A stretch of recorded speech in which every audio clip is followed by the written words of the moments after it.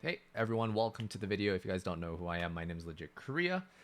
Today we're going to be doing an analysis video of Xiaohu from RNG versus G2, and he's going to be playing Ahri against the LeBlanc matchup. And if you guys don't know who I am a challenger Ahri main. I've been rank 1 Ahri in NA for quite some time. I've also hit rank 1 on the NA leaderboard as well. And we're just going to dive right into the game from MSI. This is day 3, Rumble stage day 3.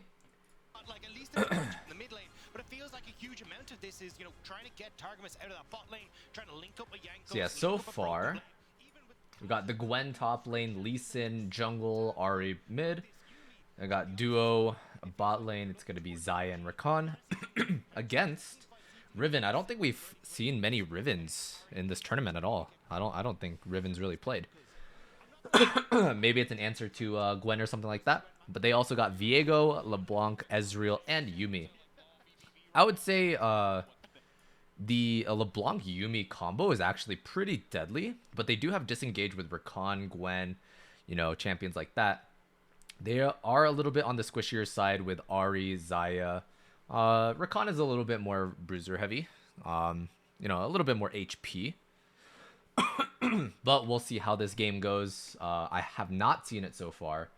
I do know who wins, but I've not seen the gameplay yet. So we'll see how it goes. So I'm going to fast forward a little bit. Cap's actually going for Ignite. He wants the early pressure.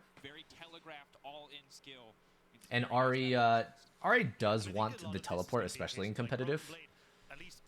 Mainly because early game Ahri is very weak. So you want to have that extra security. Oh, is he going to dodge the Q? Ooh, he dodges back into the Yuumi Q.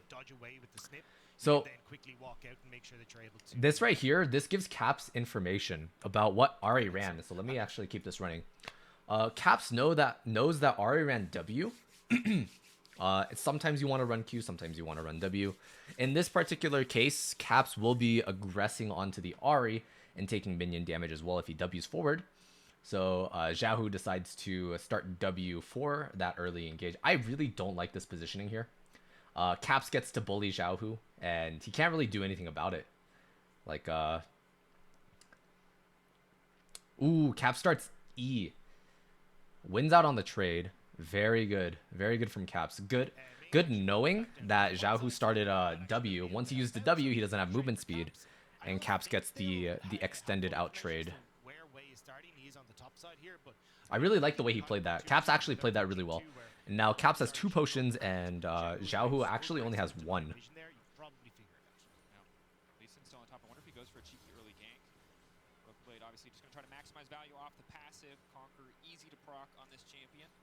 Good trade. So they're both going Exhaust, Teleport, and Broken Blade is actually going Teleport Ignite. And then junglers are playing on opposite sides of the map. So Viego's going to be playing more towards top side, mid top, and then Lee Sin's going to be playing for the hover on mid bottom. Okay, Yanko's spotting out the Lee Sin. Very good.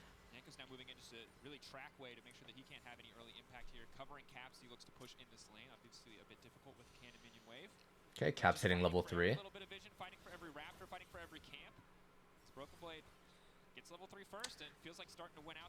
So the goal for this matchup, Caps wants to get that early pressure. Ooh, really good trade from Xiaohu. That's actually really good trade for him. The worse the trades go for... Oh, no way. Oh my god. Super close. Oh! Targamas getting off and getting blown up. So yeah, if Caps can get the early advantage, it's really good for him. But if he can't, then Ahri will be able to scale and play more towards his team. And Ahri kind of struggles against LeBlanc early game, unless you land the charm and like get a free trade. But in this case, Xiaohu is actually doing pretty well. Caps has to reset. And now Xiaohu has teleport. just in case he takes a bad fight or Caps does really well on a trade. And he can scale into the mid game, which is really, really good for him. So in this case, you see the CS lead is relatively the same, 24 to 22. But Xiaohu now has a teleport advantage. So he can just take a reset whenever. And also another thing with the Ahri matchup is you have way better wave clear, so you can move first. Okay, so you can see him coming in with the teleport. Caps is actually slow pushing the wave.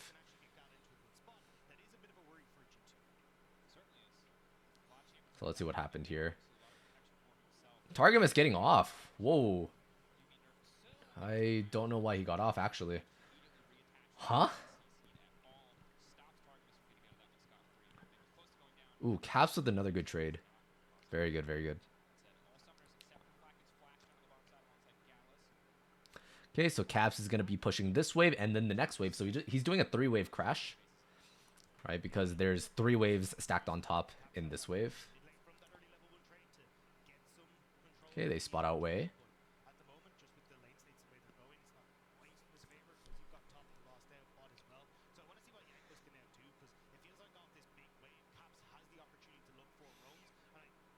Yep, Caps is pushing the wave.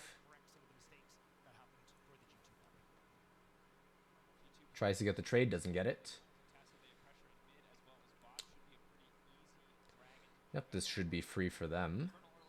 So during this time, when Caps crashes the wave like this is, you can do this in your solo queue games as well. When you crash a wave, you can slow push if you have the advantage, and then you crash a wave, you can either roam or you can get vision. And in this case, Caps actually puts out a ward here, he spots out the control ward, and then he clears out vision. So that's what you can do without just like, you know, walking just back and forth in your lane doing nothing. You want to provide some sort of pressure, whether that be like being missing from the map, so then your enemy laner is like pinging that you're missing, so the enemy has to play a little bit safer, or you know, relieves pressure, things like that. Or you can even get vision. So those are things you want to consider when you are slow pushing and you have an advantage. Let's say you're going against like a Lux that plays a little safe, right? Then in that example, maybe Lux just lets the wave crash, and you can't really dive a Lux with barrier, right? That doesn't really happen too often. Diving a Lux with barrier is kind of ridiculous. So in these kinds of situations, these are the opportunities you can find where you can crash the waves when you have a trade advantage and then make plays across the map. Is what I do all the time when I play Ahri as well. Very effective as Ahri because you have a lot of wave control. Looks like Wei might have snuck his way around all the wards that G2 have on this bot side as well, so I don't know if they actually know Wei is here. So I have seen Xiaohu play Ahri before, and his itemization is a little iffy. I wouldn't say it's the best itemization, but maybe it's a little different for competitive. He has some inside information that I don't have, but I personally don't think it's a good itemization. But we will see this game. Ooh, Yankos. Is he just going to steal it with a Smite? He's going to steal it with Smite. Ooh, okay. Okay, Yankos. That was really good. That was really good. I think Xiaohu, or I mean not Xiaohu, Wei probably thought that Yankos was going topside. Exactly. Yeah. Really well played from Yankos, waiting on that.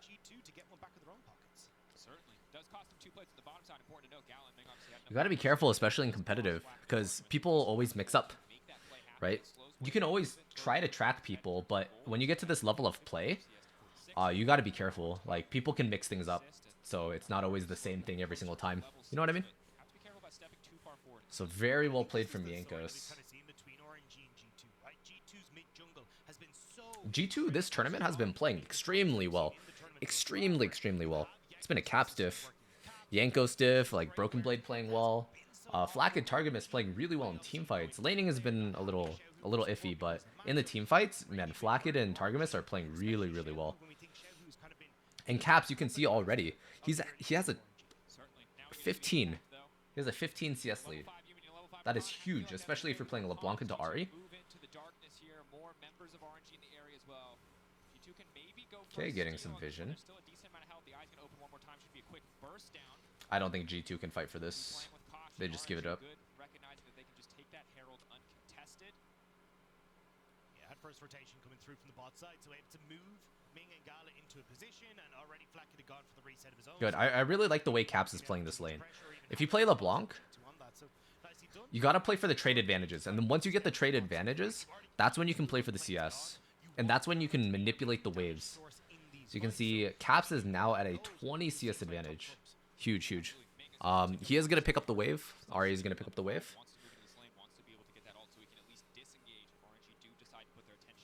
And you can see this build right here. So let's talk about this build right here.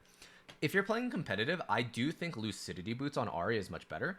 But if you look, he also goes Doran's and a Dark Seal.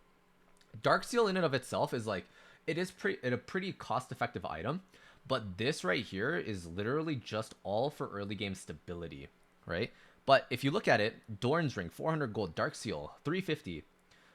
So this is stunting Ahri, like, Ahri Power Spike for Everfrost by 750 gold. So those are things you do have to consider. It's like these items are very gold efficient, but on the other hand, you have to consider, like, if I am building this, how much of it is going to stop my my item power spike? That's an important thing that you have to think about, especially in solo queue.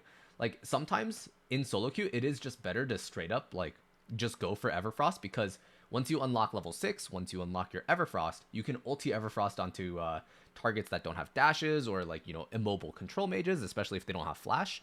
And you can just guarantee kills or follow up with jungle. You can just, like, unlock a lot of plays when you go for those kinds of things. So, ooh, Caps going in. Ooh. Oh, wow.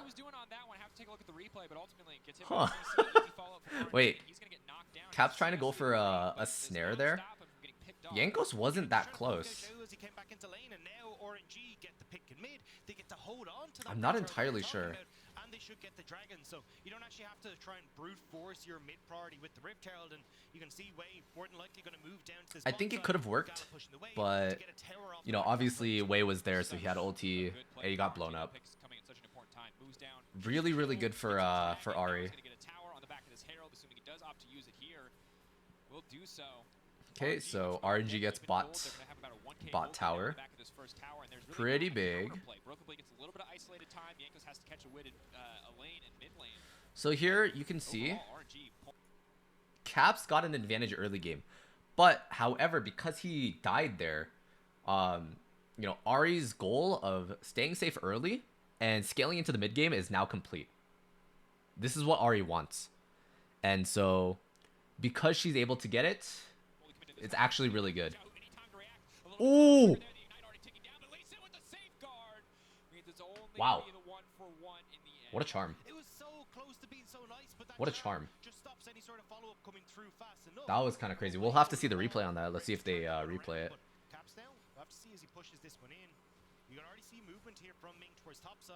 Yeah, Ahri didn't have ulti, so that's why they decided to engage right there. Really well played from G2. I liked it. You know, Xiaohu just landing the really good charm. Ooh. Nice try. Broken Blade playing it pretty well. He doesn't have flash. Yep. So because they took the bot lane turret, they actually swapped with their top laner, and now they're able to get pressure on top side. He ends up dying because of that, and yeah, really bad for G2 here.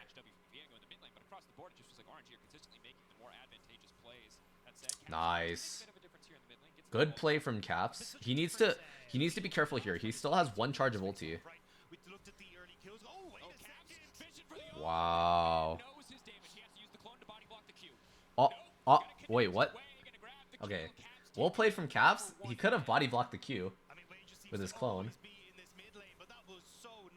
Really good from Caps. Really bad from Xiaohu. He should have known that he still had flash. You can't be playing like that, especially if you're playing Ahri, right? Look at his build. He doesn't have Kindle Gem yet. He doesn't have the 200 extra HP. And because of that, Caps already knew he had the damage to kill him if he used the last ulti. Really well played from Caps. I think Caps overall, like 1v1 wise, Man, this man is absolutely crazy. He just does stuff that you don't expect, and he performs. He does really well. It's always enjoyable to watch him play. Both of them 1 and 2. With Caps with a 15 CS lead. Okay, so let's see this play again. Really good from Caps to burn that ulti right here. He lands the chain. Okay. Oh, you can't be doing that. You cannot be doing that. That charm right there. You cannot do that.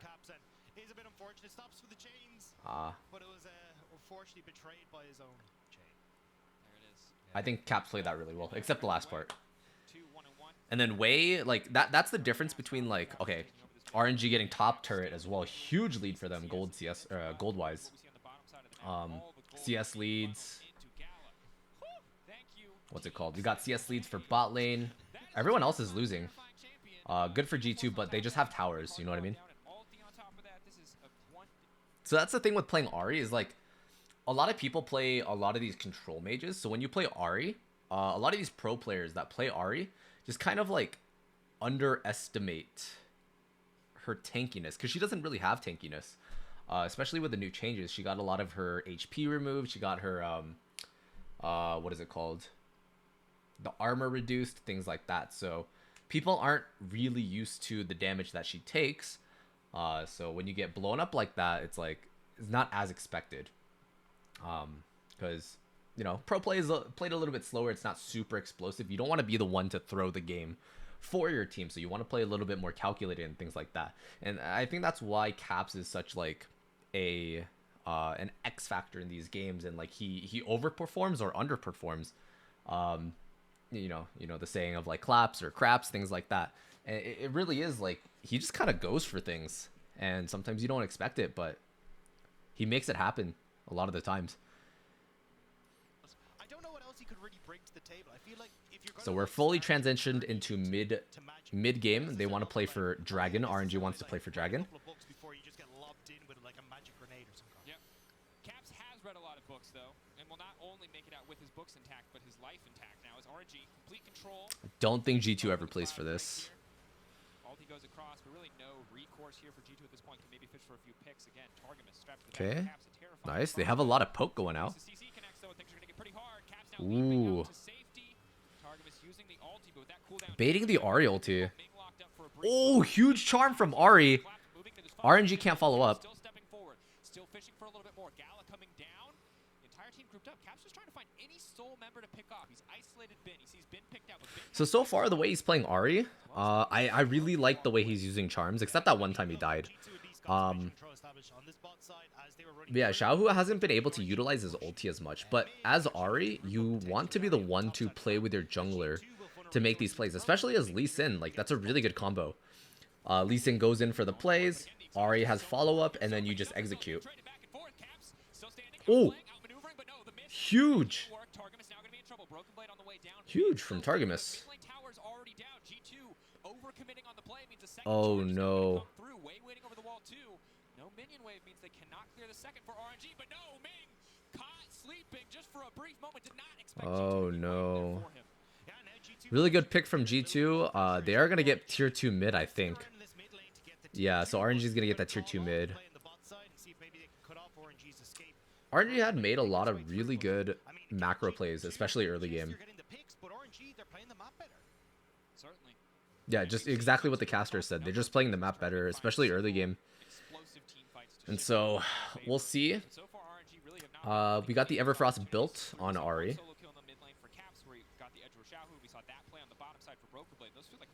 And then at this point with Ahri, you have a couple of choices. In competitive, he has... I know Xiaohu has been building Banshee's Veil a lot. I don't know how effective that's going to be. He builds Oblivion Orb.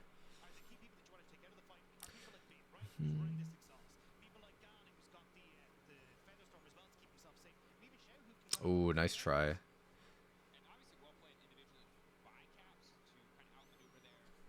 The biggest thing with building...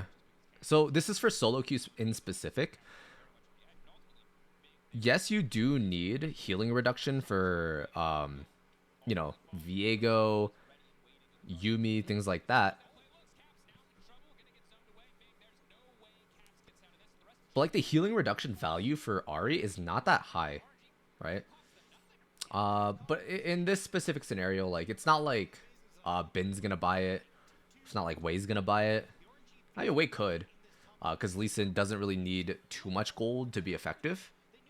But Ahri building that Oblivion Orb, if he fully builds Morello, he's stunting his build quite a bit. If you look at Riven and if you look at Viego, they have Merc Treads, right? So already you're dealing so much less damage, mainly because you have Lucidity Boots, so you have more rotations of spells, but you're not, you know, dealing any magic penetration.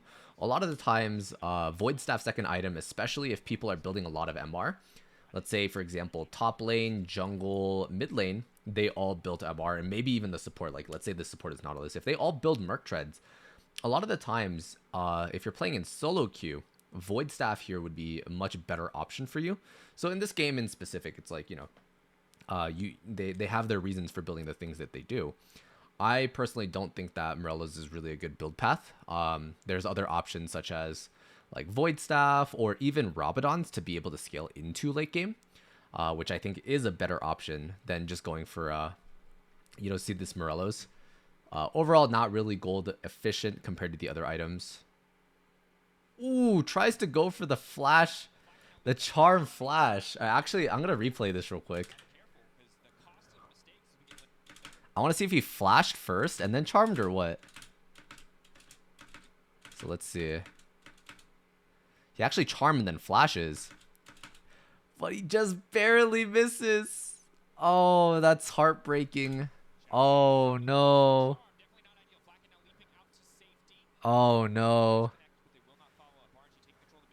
That's unfortunate. Ah, I know that feeling.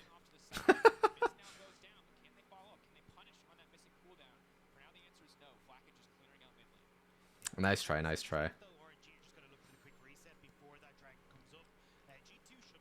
That's another thing is, if you guys didn't know, you can charm first and then flash. And it's charm comes out faster than if you did flash and then charm. Because charm has a cast time animation, you can charm, the cast animation goes off, and then you flash, and then it goes off faster. Right? Rather than the other way around. Let's say, for example, you flash, and then you charm. You flash, and then charm, you have that loading bar. And so it comes out a little bit slower. So if you are looking to flash charm, consider doing charm flash instead. Okay, Ahri coming down with a teleport. Wow, G2 actually getting the dragon here. Ooh. They're collapsing on them. Flakked, no flash. Should be dead here.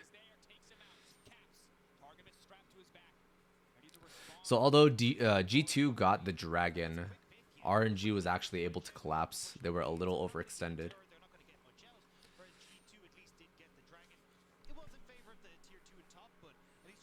Let's talk about the gold lead so far. It's 5k gold lead. Yeah, I mean, hyper carry Xayah, it's going to be hard to deal with, especially for G2.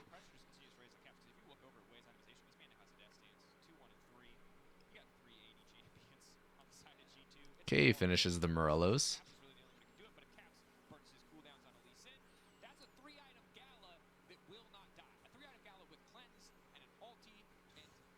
Okay, Lee Sin completing the 2 items. He also got his boots.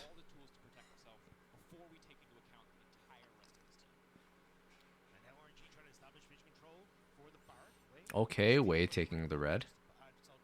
Now they're pressuring for Baron.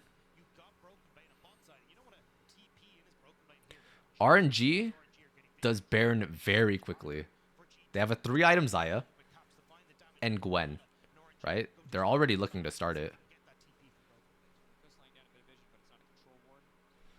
They force out the TP.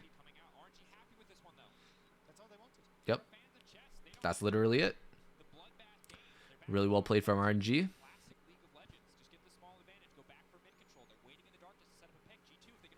Ooh. Huge. Huge from RNG. Well played.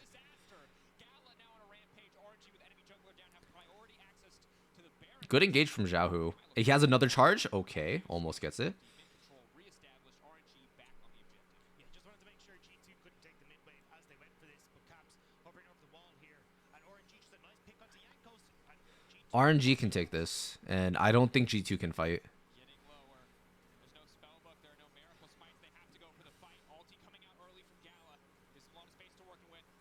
Eyes on Broken Blade. Eyes on the Okay, Broken Blade going in. He gets kicked. Ooh. It was so close. but they managed to make it work. Bin going golden. Xiaohu Ming off to the Oh my god. burning down. Flacken getting cut down. Gala just way too strong. Xiaohu is still alive. RNG should just leave. They should just kite back and leave. On top, Broken Blade. How clean can you be? Wow, that was crazy. If you look right here, you see what happened? It was the same situation of the whole Danny situation, right? Where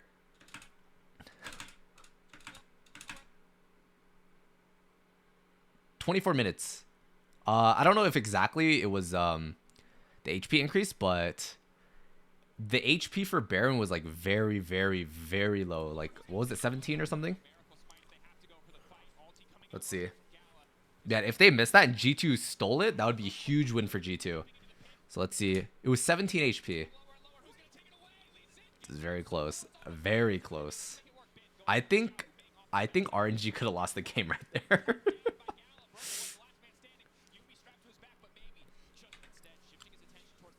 But RNG does get the Baron. Not bad. So you see the build from Caps right here. Right? You just go straight up Void Staff. In this particular situation, I don't think Void Staff was really necessary. But for Ahri, like, I think that is a viable option. There's not a lot of magic resist on the enemy team from RNG. So going Rabadons might just be a better spike than going Void Staff in this situation.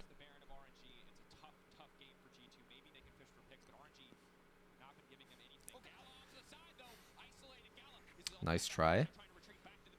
Okay, Ahri come. Ooh, Ahri with the charm. Huge. What is... Xiaohu. What? He completely misses his Q and W, or Q and ulti. So he lands charm here. And it completely whiffs his Q, actually. And then he completely whiffs his ulti.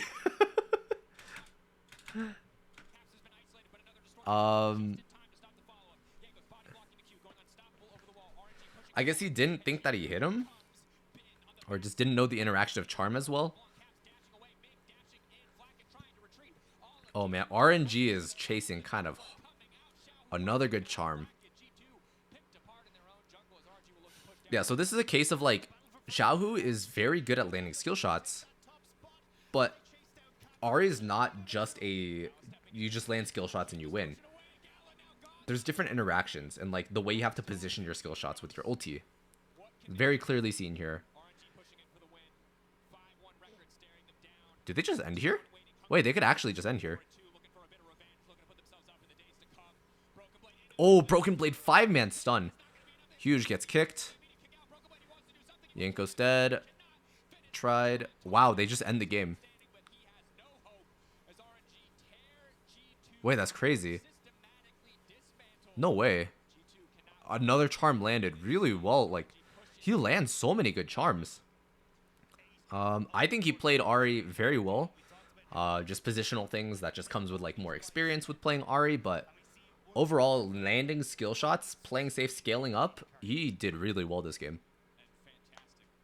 It's good to see. Nice overall RNG 5-1 now. Very well played. The only other loss that they had, 5-1 to G2, but they got the rematch and now they do win against G2.